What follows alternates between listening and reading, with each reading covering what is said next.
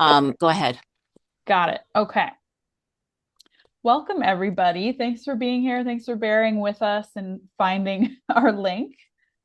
This is our fourth Mentor of the Month event hosted by the Academics for the Advancement of Psychodynamic Psychology, otherwise known as A2P2. I think many of you are familiar. My name's Paulina. I'm part of the A2P2 Education Subcommittee. Our mission is to promote, expand, and protect psychodynamic training, research, and practice in academic clinical settings. And as part of that, we've created this event series to try to expand access to mentorship, wisdom, and guidance for different students and professionals across stages of development pursuing psychodynamic work. To make this information more accessible, and we want all of you to be aware of this disclaimer, we will be recording the event and posting the recording to our website and YouTube channel. And we may also send it through our listserv. So if you're not comfortable with that, you might want to come off camera or change the name on your box. So maybe take a moment to do that now. Although I think our corner of the internet is pretty safe. But anyway, before we start the event today, we're also going to plug our next Mentor of the Month meeting in June. That's going to be Friday, June 26th at 12 p.m. Our speaker will be Dr. Stan Messer. So just keep that on your calendar. And without further ado, we're going to introduce our lovely speaker, Dr. Cheryll Rothery, who will be speaking today for about 25 minutes, and then we'll have time to discuss with whatever time is remaining. So about Dr. Cheryll Rothery, she is a professor in the PsyD program at Chestnut Hill College in Philadelphia, Pennsylvania. She was the program's first director of clinical training, a role that she held for 25 years. And for 12 of those years, she concurrently held the role of chair of the Center for Professional Psychology. She has experience as an academic administrator, clinical supervisor, consultant psychologist, psychologist in private practice, and director of a college counseling center. She's a member of A2P2 and has served on the executive boards of the National Council of Schools and Programs of Professional Psychology, the Pennsylvania Psychological Association, the Delaware Valley Association of Black Psychologists, and the Philadelphia Society of Clinical Psychologists. She's a site visitor for the Commission on Accreditation of the APA, and she's been an examiner for the American Board of Clinical Psychology. Her clinical interests include culturally informed treatment, the relational cultural model of therapy, racial and ethnic identity formation, the training and supervision of clinicians, and strategies for authentic, effective leadership. So we are so excited that she'll be speaking with us today. Take it away, Dr. Rothery, and after you're done, we will start the Q&A. Okay, thank you very much, Dr. Calcaterra. Hi, everyone. It's a pleasure to be here, and I appreciate you coming. And I saw somebody, I can't see anybody, but I saw one person from my graduate program. Hi, Linda. So nice of you to come. As stated in the description, I'm going to give you a snapshot of my major yeses over the course of my career. But it's important to be aware that talking about my yeses doesn't encompass the hard work that followed saying yes. It doesn't encompass the balancing and juggling I had to do to meet all of my personal and professional demands.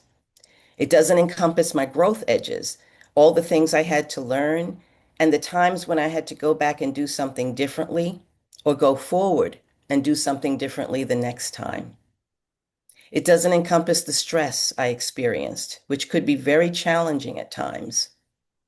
And finally, it doesn't encompass the tough situations and tough decisions I had to deliver in some of my roles and the impact this had on me.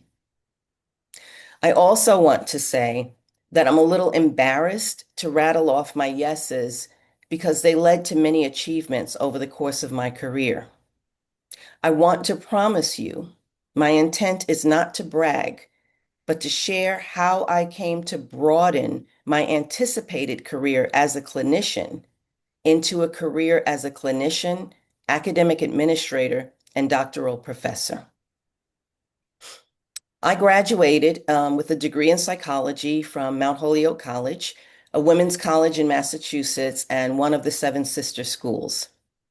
I knew that I wanted to become a psychologist, but I also knew that I needed a break between college and graduate school. So after I graduated, I went back home to New York and began teaching jazz classes at a dance studio in Manhattan, where I used to take classes when I was at home during my breaks. One day after class, I was introduced to a dance teacher from Spain who had taken my class and wanted to know if I would consider going to Spain for a year to teach in her dance studio, while her son, who taught at the studio, did some traveling. Of course, I said yes. And a couple of months later, off I went to Spain. There, I had a very eye-opening experience of what it's like to live in a different culture that at that time and in the area that I lived with my host family was unaccustomed to seeing people who looked like me. It was also an important lesson in being culturally and geographically informed. Everyone I knew who I assumed was of Spanish descent was actually of Latino or Latina descent. So my expectation was that I was going someplace warm and tropical and that the people there would look like the people I knew. I am mortified by how ignorant I was at that time, and I paid for it. I froze my butt off while I was there because their climate is like our climate, and I was not properly prepared for the weather. And I ended up having to come home early because I developed bronchitis and I just couldn't shake it. I don't regret that yes, but I wish it had been a more informed yes. When I returned to the US, an alum from Mount Holyoke who knew that I had just gotten home contacted me and asked me to apply for an admissions counselor position that had unexpectedly been vacated at the peak of the admissions season. So I said yes, applied for the position, got it, and made my way back to Massachusetts. I worked in college admissions for 2.5 years. This was a really great opportunity, and I used what I learned about the admissions process to prepare strong applications for graduate school. I attended the Graduate School of Applied Professional Psychology at Rutgers University, which I loved. Not only did I receive excellent academic and clinical training, but I also made lifelong friends with several program colleagues and developed lifelong mentoring relationships with several amazing faculty members. One of them, beloved to us and world-renowned in our profession, is Dr. Nancy McWilliams. Nancy has been so instrumental in my career and in my program's training of students. Her internationally acclaimed books on psychoanalytic diagnosis, case formulation, psychotherapy, and the Psychodynamic Diagnostic Manual, the PDM, are staples in our program.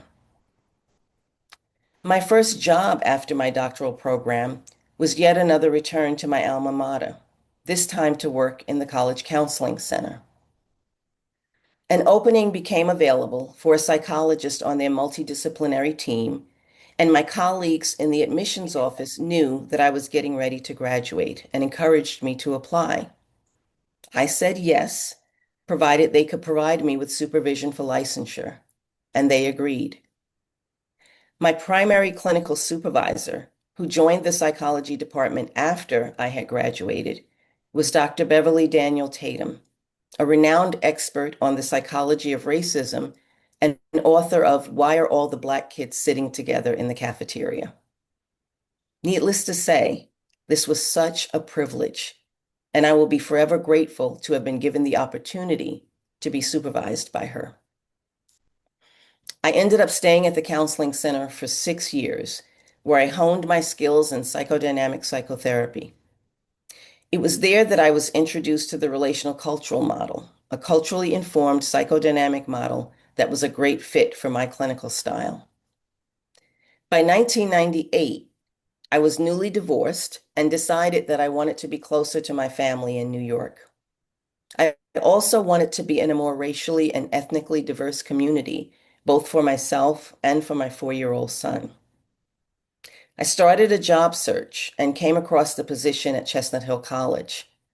It was a faculty position, which intimidated me because I was a clinician. But the position was also for the role of director of the College Counseling Center, which I felt qualified to apply for, and director of clinical training for Chestnut Hill's new PsyD program, which intrigued me because another of my favorite mentors was the director of clinical training for my program, Dr. Lou Gantwork. But this sounded like 3 full-time jobs. And also, I was sure that I wasn't qualified to fill all 3 roles.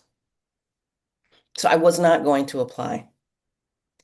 I shared all this with a friend of mine, very dear friend, very reserved person. And after looking at me in disbelief, she told me very directly that I should strongly consider applying. She also said, let them rule you out if you're not qualified. Don't rule yourself out. Okay? And I said, yeah, okay. So I applied and was offered the position. And I said yes. I left Massachusetts and relocated to Philadelphia.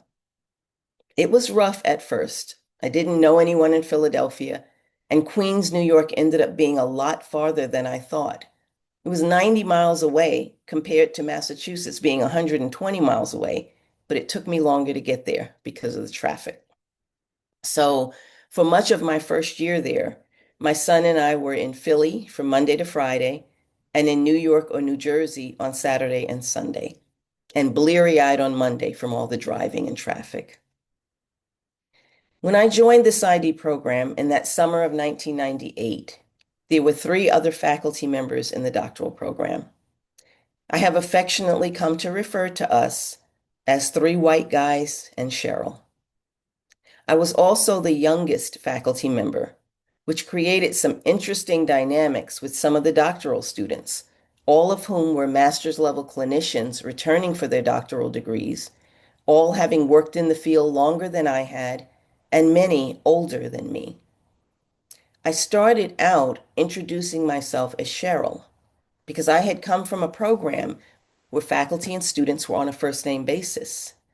But I soon had to become Dr. Rothery because my marginalized identities and age opened the door for being regarded with less respect than my colleagues.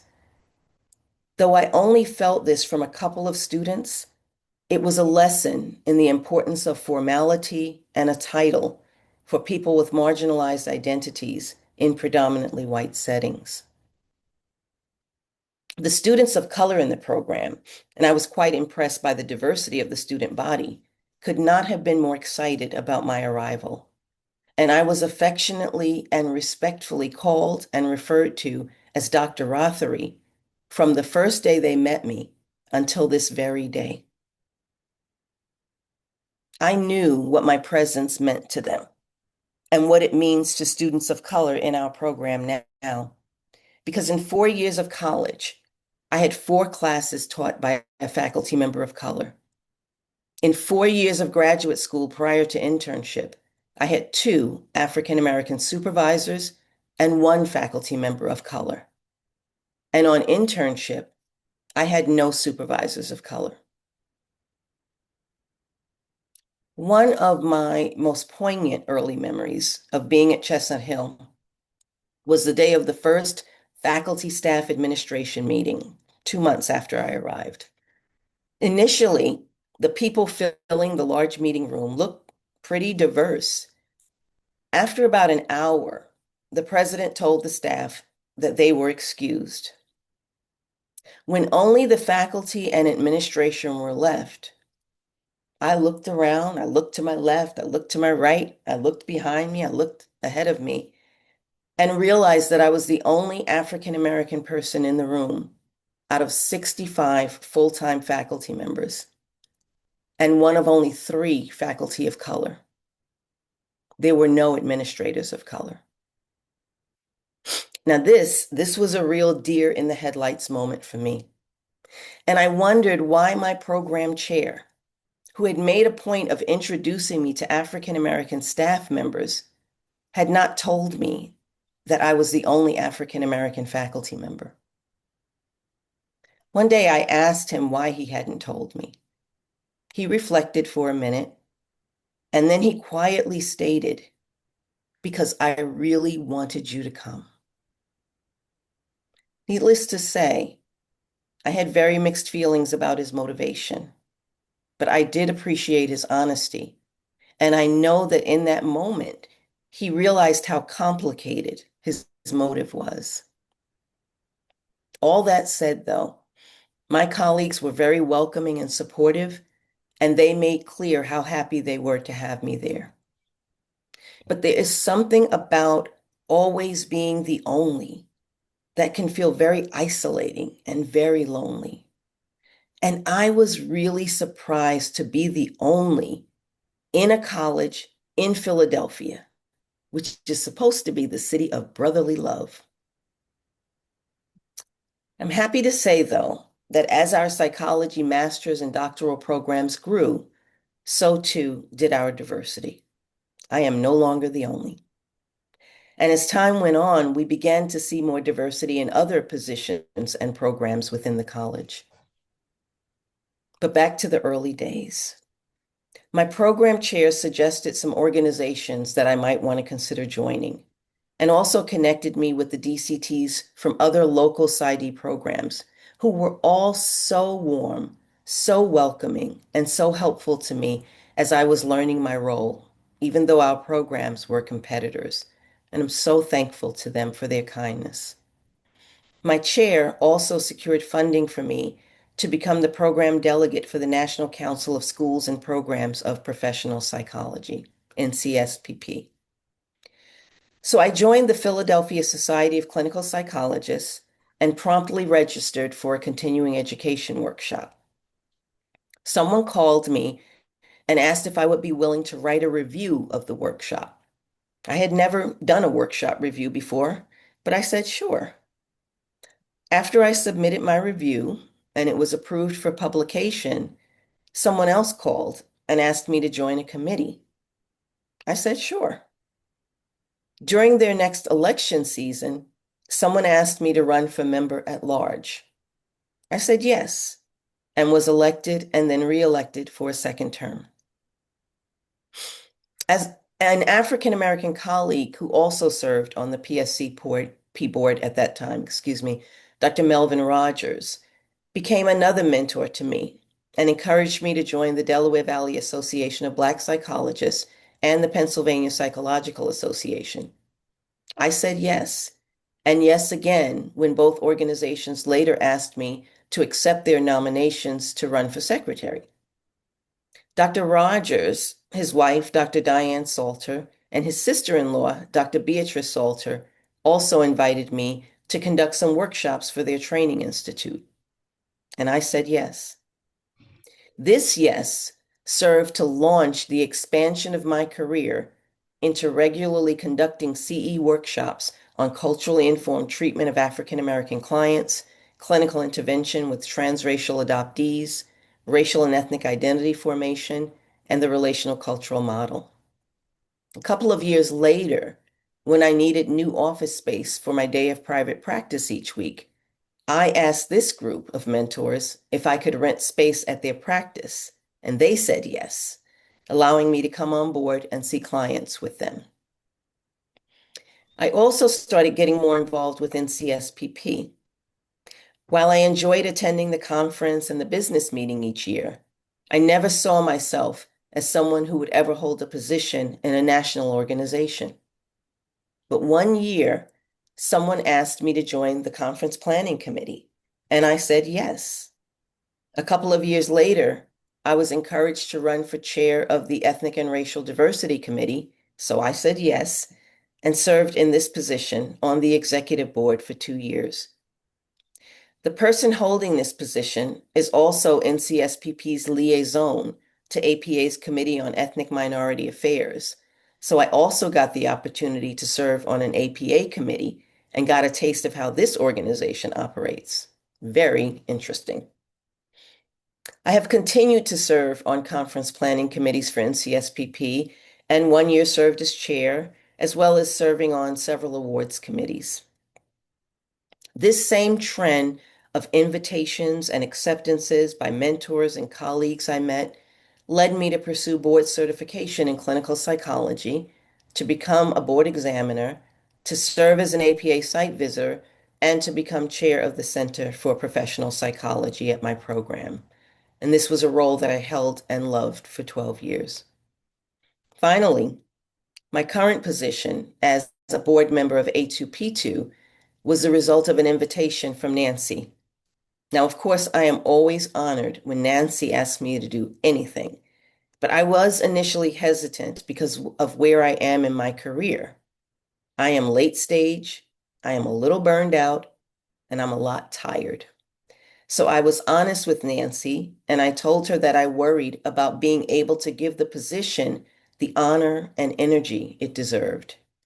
I actually recommended another of my Chestnut Hill colleagues instead, who is excellent and younger in the profession.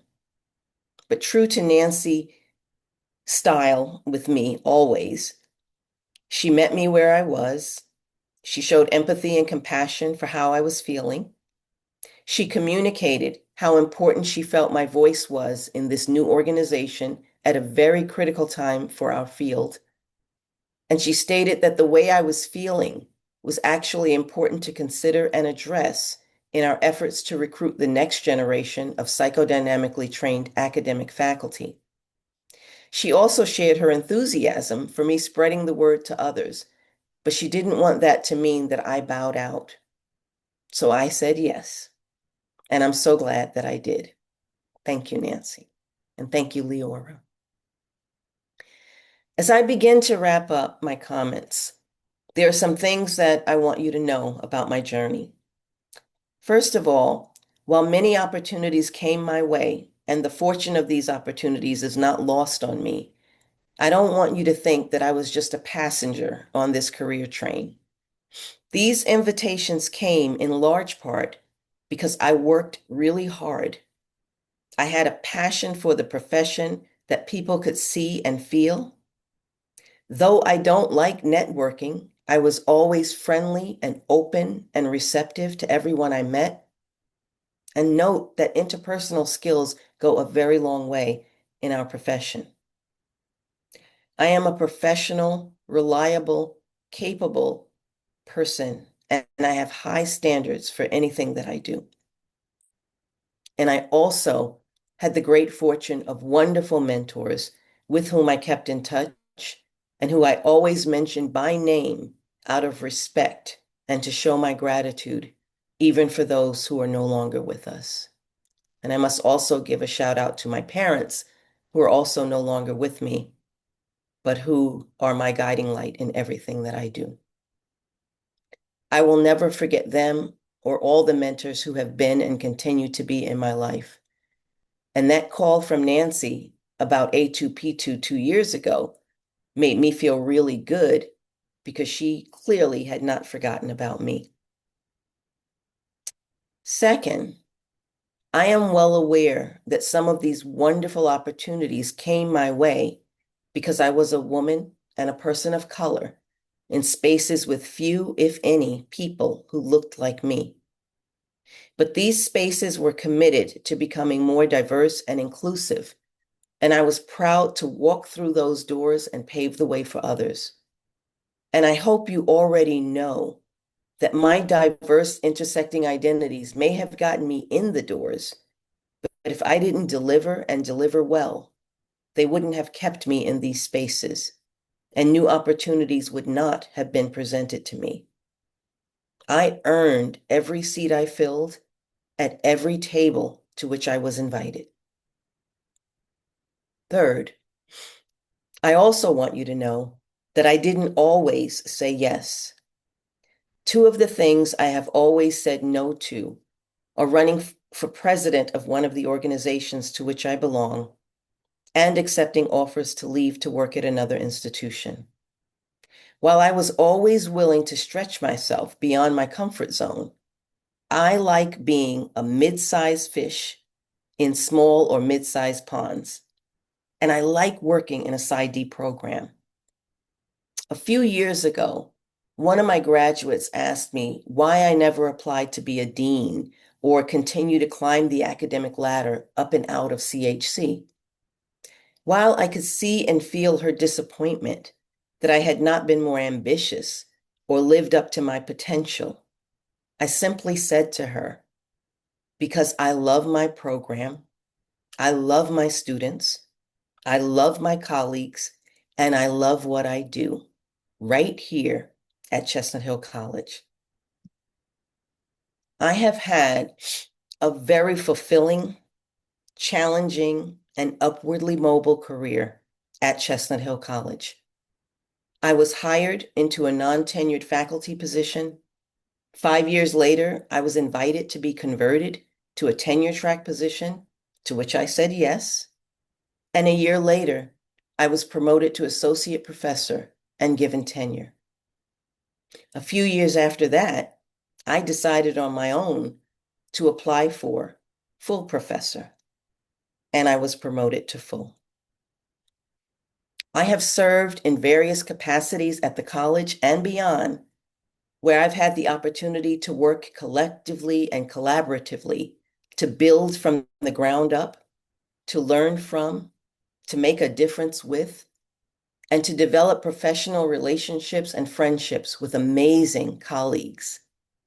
I have gotten the opportunity to travel to conferences from Harrisburg to Hawaii, and I have been fortunate enough to work at an institution with colleagues who share the values of creating a caring community, embodying diversity and inclusivity, and standing up for social justice, and a program that is training future psychologists to engage with the public they serve in a way that accesses the depth, complexity, and context that make people who they are and that informs their lived experiences. And a program that promotes theory and practice that facilitates greater self-awareness, insight, emotional healing, and an enhanced capacity for healthy relational connection and increased life satisfaction. I'm glad I said yes, and I'm glad that for the past 27 years, I have kept saying yes. Thank you. Oh, thank you, Dr. Rothery. I think I speak for the group in just expressing gratitude for all that you've shared and hearing the nuance of your journey. And for the group, just to reflect that the way you even approached this event, the thoughtfulness and work you put into planning your words here reflects the way you described moving through your path, and the standard you've held yourself to. And we all benefit from that thoughtfulness. So thank you. Thank Um, you. And I, thank you for the hearts. yeah. And don't make me cry. But thank you so much. I appreciate that. Well, I want to open it up to reactions, thoughts, questions from the group, and we'll have a conversation.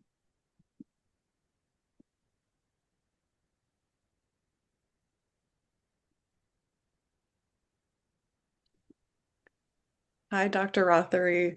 It's nice to see Hi, you. Natalie. Nice to see you. Thank you so much for your words. I was wondering in your role if you've felt like you've really had to kind of like fight to keep psychodynamic work alive and well at Chestnut Hill College, or sort of like what that's looked like for you. Sure. So I am really happy to say, and I appreciate the fact that this is not the case everywhere.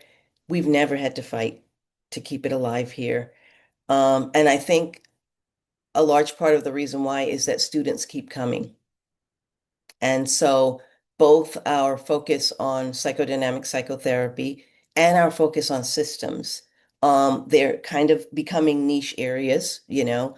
And so we are always able to fill our classes. And the administration has never, the only thing the administration tries to do is get us to take more students. And we fight that. That's the biggest fight. but we have never had to justify or fight for our orientation. That's really good to hear. Yeah, and I'm grateful for that because I know how important it is. Yeah. Thanks, Madeline. Thanks. Mm. Thank you. And also very glad to hear that that was your experience in one corner of the world. Yeah. Yes. Um, anyone else have thoughts, reactions for Dr. Rothery?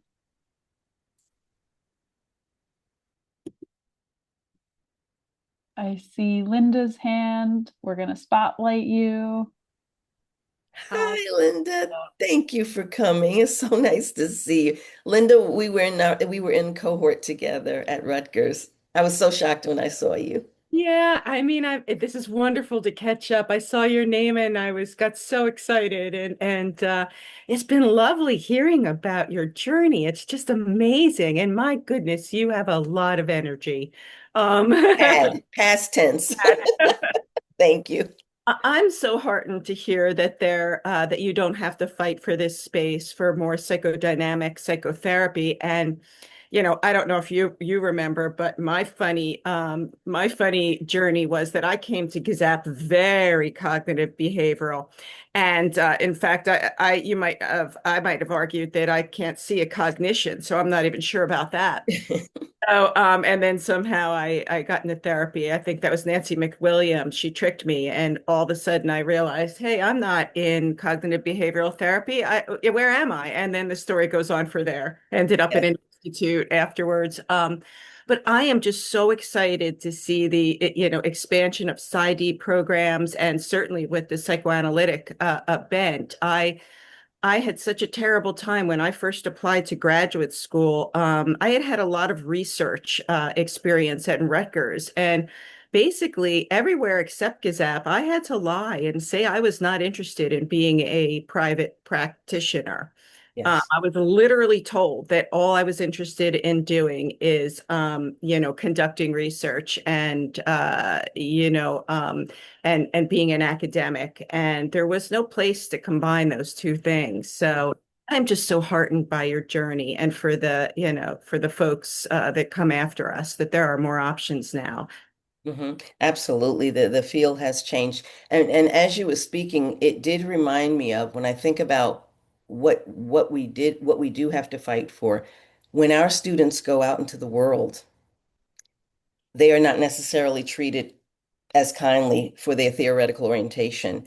And so we work to prepare our students about how to handle challenges to the theoretical orientation. Statements such as there's no evidence base for that theoretical orientation. And so we arm our students with facts so that they can very diplomatically share that actually there is an evidence base for our theoretical orientation. And then they start dropping names.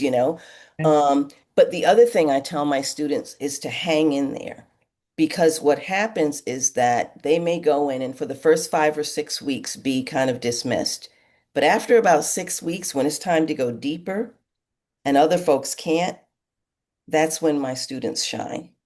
That's And great. so it's just hang in there because, and just really reassuring them of the value of what we're teaching. And that value becomes evident. But at the beginning, it can be tough, and people and professionals can be very unprofessional in the comments that they make to our students. Absolutely. Yeah. Sounds like, Thanks, Linda. You, yeah. yeah, Thank you so much. It's wonderful to see you both connect and reconnect. yeah. I'm curious if anyone else has a comment or question for Dr. Rothery.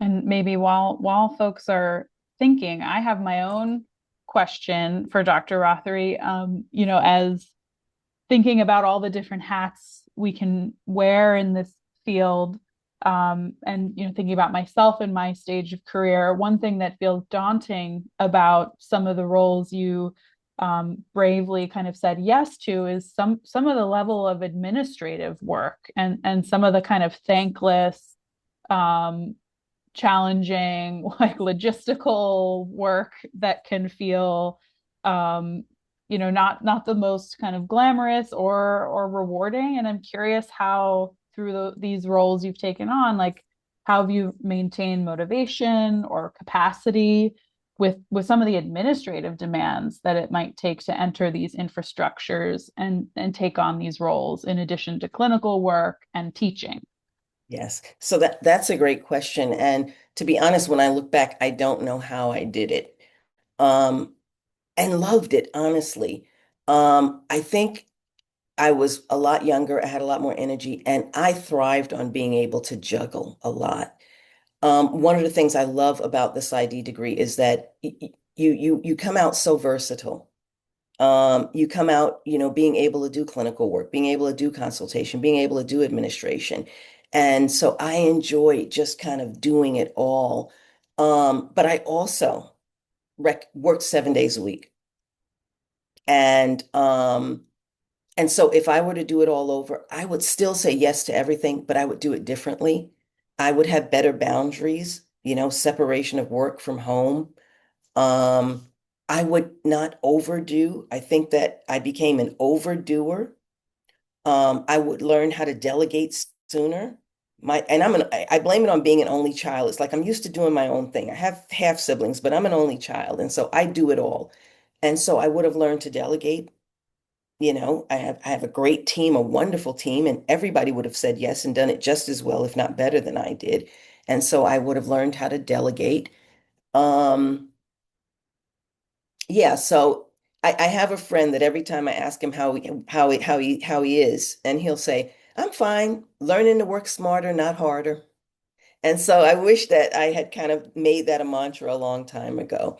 Um, I also think I just, from a cultural perspective, suffered from the Black superwoman syndrome, really thriving on being able to be and do everything and taking great pride in that. And my mother was also a Black superwoman. We now know that that's overrated. We now know that's a quick route to burnout. And for some, it can be a quick route to death, you know.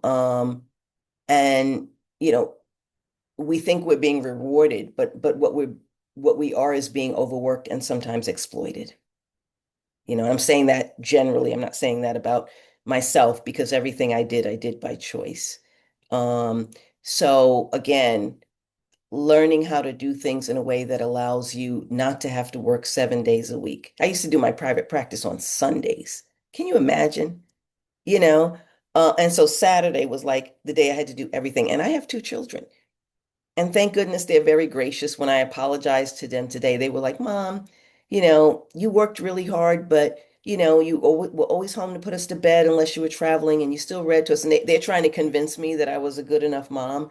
But so what I say to people is do it, but do it a little bit differently than I did.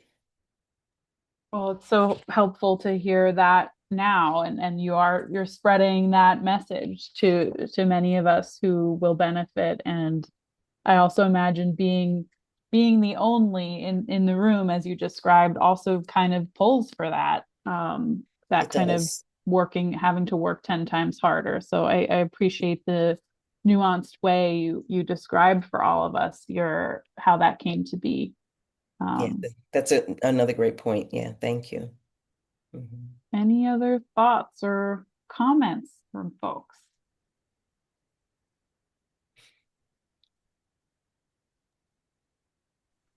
I have oh, sorry, go ahead. No, please, Matt, go ahead. Hi, Cheryl. Hi, how are you? Good, how are you? Good, thank you. Good. One of the things that, so I also in the PsyD program teach psychodynamic therapy, Mhm. supervise students. And one of the things that I um, get asked a lot and try to work on every year is how to more deliberately integrate diversity into teaching psychodynamic therapy, psychodynamic theory, and I know we only have a little bit of time left, and it's a great big question, but I was wondering if you could speak to that a little bit and kind of how you think about that, how you present that to students. Absolutely. And I enjoyed your talk. I watched your video, so it Oh, was great. thanks. Yeah, you're welcome.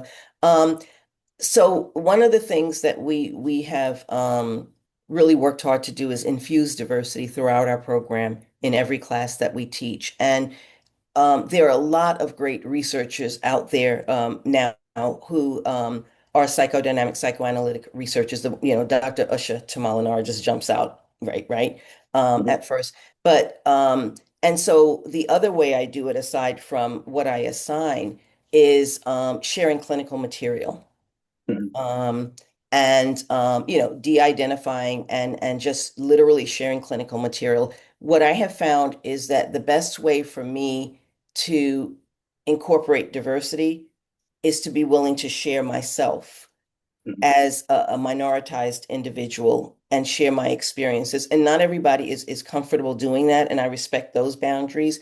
But for me, I don't mind. I remember years ago sharing that when someone wants to touch my hair, I actually let them. And my African American counterparts were like, "Are you kidding me right now? What is wrong with you?" And I don't know why it's okay with me and not others. And maybe there's something wrong with me, but I feel like if people are curious and want to know, there's things they need to go off and learn on their own, but there's also things that they learn through engagement with diverse others, right? Mhm. And so I welcome that. And I don't think anybody's ever asked me or anything that ever made me so uncomfortable that I had to say no. And so sharing clinical examples, sharing personal examples, and and and giving my students a piece of me with boundaries, but also a piece of me um, through what I'm teaching. All of the classes that I teach now, they're all group supervision classes for students who are on practicum placement. So it's really easy, it's much less didactic and much more clinical. And so it's easy to do. But even when I was teaching didactic classes, it's really about, as I said, seeking out researchers who have the similar same theoretical orientation or incorporating those readings. And one thing I always say, and this was something we found in our own syllabi as we prepared for our APA site visit a long time ago, one of the earlier site visits, you don't put diversity in the 13th class of the semester. Right.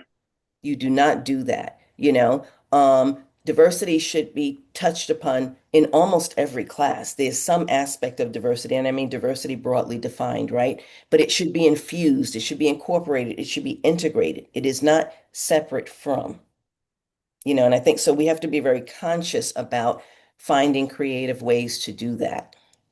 I hope that answers your question. Yeah, no, that's great. Thank you very much. You're welcome.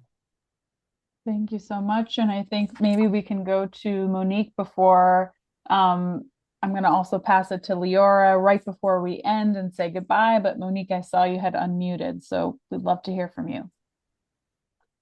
Thanks, Paulina. Cheryl, hi.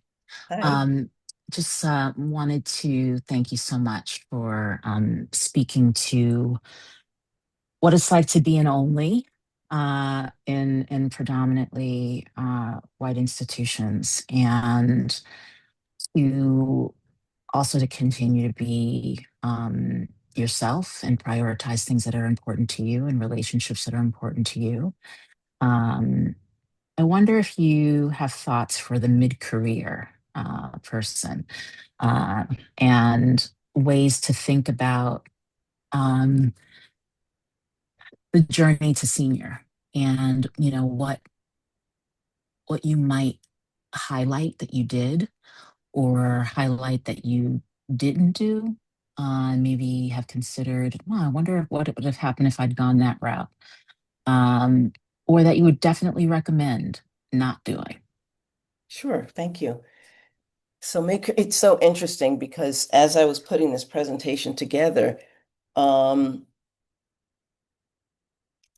I there I showed a lot of initiative in other ways, but in terms of some of these major career decisions, they kind of were invitations. And it's so funny. I'm embarrassed to say, even with determining where to go to college, my mother didn't have the opportunity to go to college at first.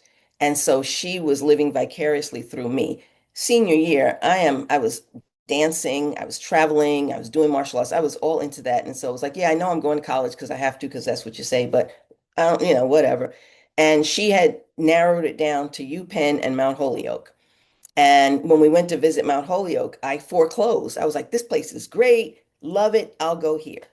It was the right decision, but I didn't work hard enough to figure that out for myself. And so it feels like mid-career was that as well. But what I would do if I were more active in some of this decision making about mid-career is I think you have one of two directions to go. One direction is maybe I'm mid-career and maybe I'm mid-level, like maybe I'm associate professor. Do I want to go out grand and pursue full professor? Do I want to go out grand and pursue becoming president of an organization as opposed to working on committees and chairing committees? Or do I want to dedicate my time, and I'm thinking as an academic, really fueling the next generation?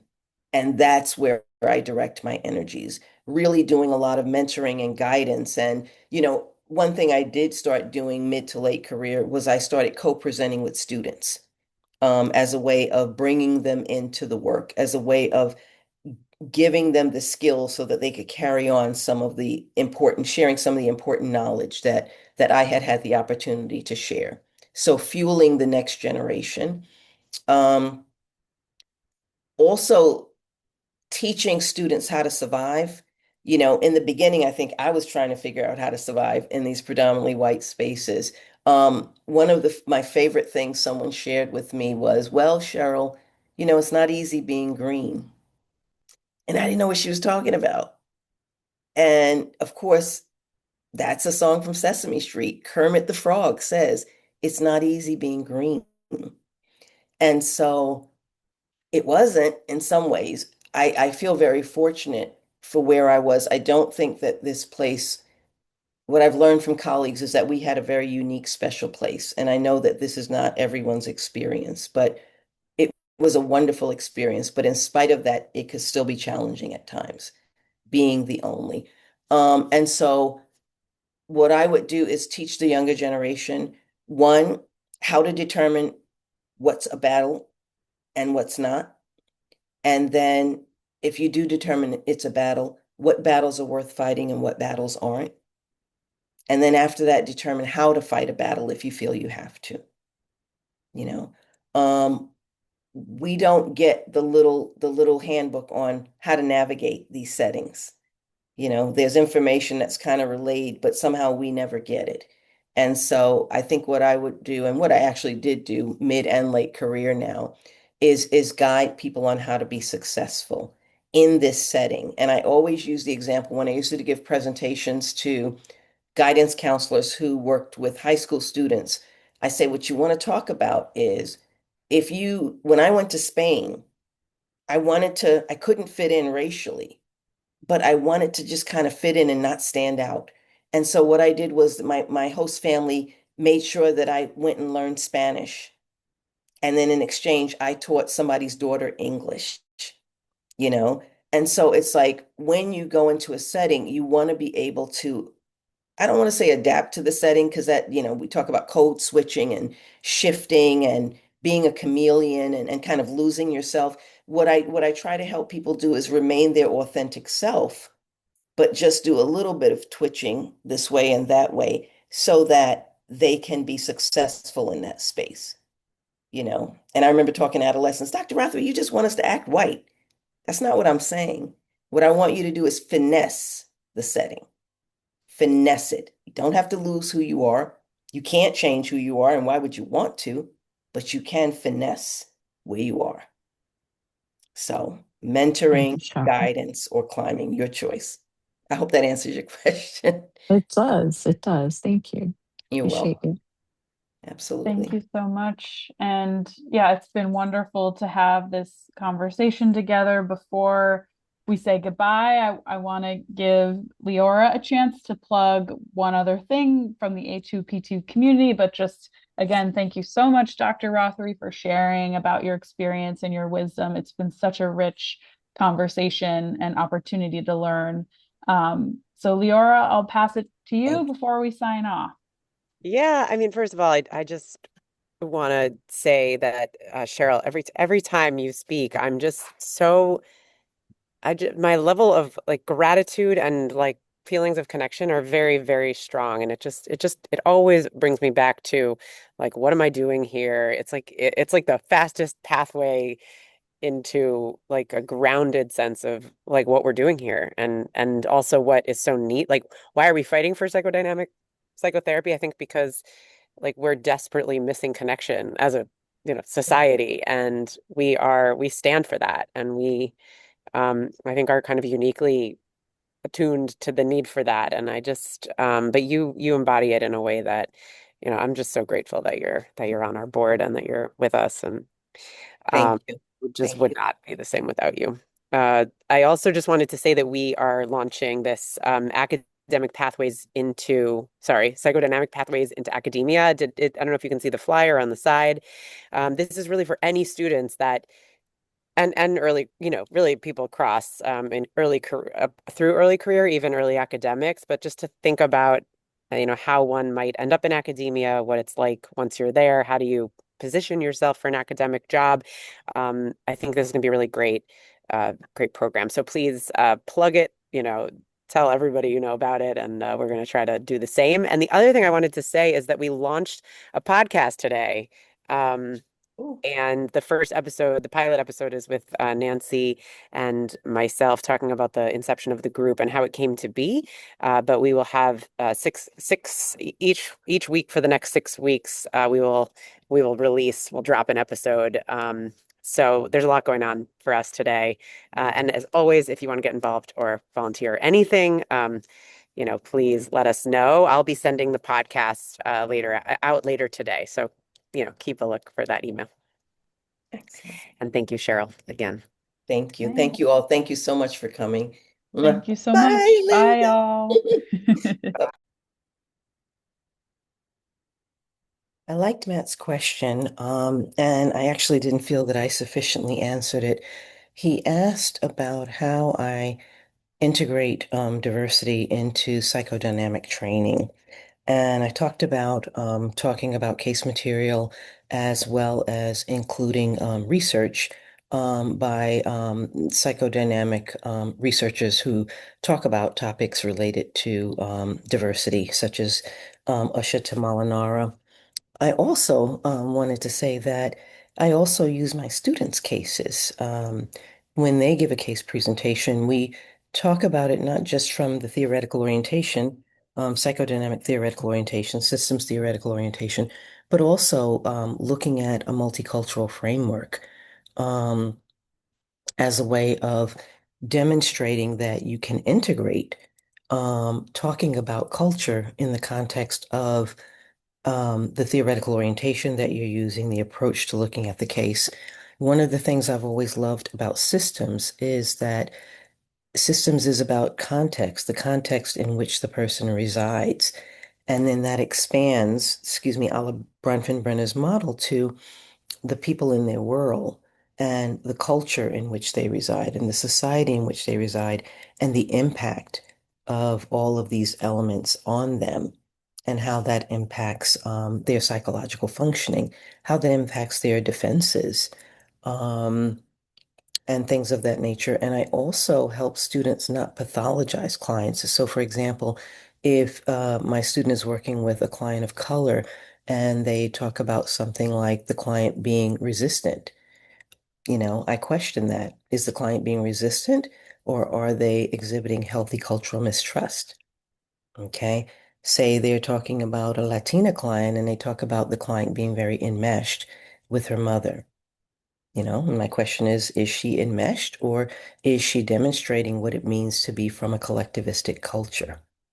So, Matt, I just wanted to add that little bit for you just to give you a quick demonstration of how I use student case material to integrate psychodynamic and diversity considerations.